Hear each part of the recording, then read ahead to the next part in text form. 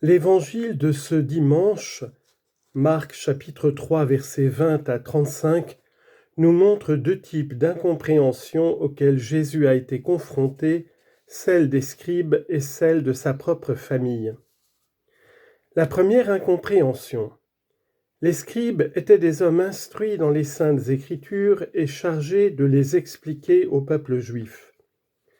Certains d'entre eux sont envoyés de Jérusalem, en Galilée, où la renommée de Jésus commençait à se diffuser pour le discréditer aux yeux des gens, pour se faire les colporteurs de commérages, discréditer l'autre, lui enlever son autorité, cette vilaine chose. Et ils ont été envoyés pour faire cela. Et ces scribes arrivent avec une accusation précise et terrible.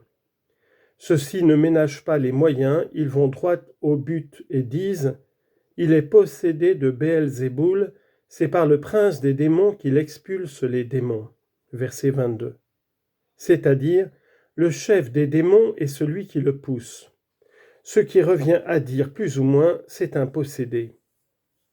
En effet, Jésus guérissait beaucoup de malades. Et ils veulent faire croire qu'il le faisait non par l'Esprit de Dieu, comme le faisait Jésus, mais par celui du malin, par la force du diable. Jésus réagit avec des paroles fortes et claires. Il ne tolère pas cela, parce que ces scribes, peut-être sans s'en rendre compte, étaient en train de tomber dans le péché le plus grave, nier et blasphémer l'amour de Dieu qui est présent et agit en Jésus.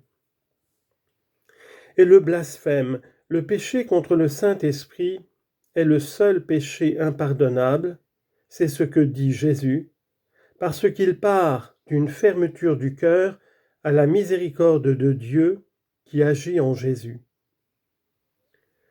Mais cet épisode contient un avertissement qui nous sert à tous.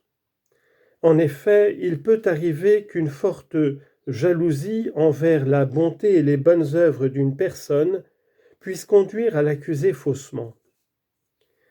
Il y a ici un véritable poison mortel, la malice avec laquelle, de façon préméditée, on veut détruire la bonne réputation de l'autre. Que Dieu nous libère de cette terrible tentation.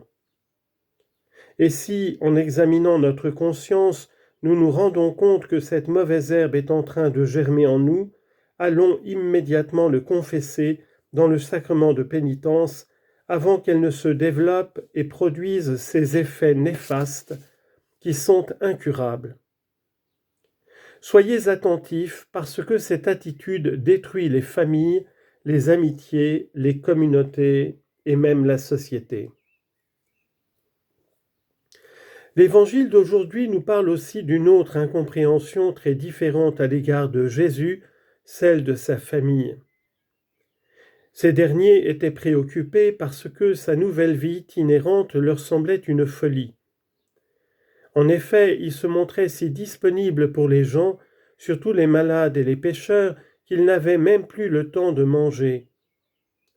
Jésus était ainsi, d'abord les gens, servir les gens, aider les gens, les enseigner, les guérir. Il était pour les autres. Il n'avait même pas le temps de manger. Par conséquent, sa famille décide de le ramener à Nazareth, à la maison. Ils arrivent à l'endroit où Jésus prêche et ils le font appeler. On lui dit « Voilà que ta mère et tes frères et tes sœurs sont là dehors qui te cherchent. » Il répond « Qui est ma mère et mes frères ?» Et en regardant les gens qui étaient autour de lui pour l'écouter, il ajoute « Voici ma mère et mes frères, quiconque fait la volonté de Dieu, celui-là m'est un frère et une sœur et une mère. » Versets 33 et 34.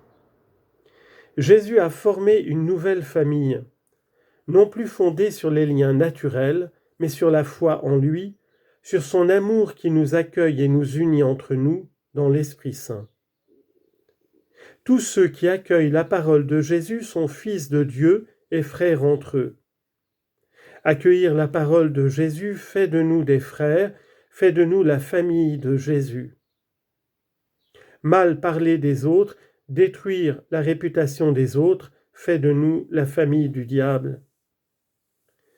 Cette réponse de Jésus n'est pas un manque de respect envers sa mère et sa famille. Au contraire, pour Marie, c'est la plus grande reconnaissance parce qu'elle est justement la disciple parfaite qui a obéi en tout à la volonté de Dieu. Que la Vierge Mère nous aide à vivre toujours en communion avec Jésus, en reconnaissant l'œuvre de l'Esprit Saint qui agit en lui et dans l'Église, en régénérant le monde à la vie nouvelle.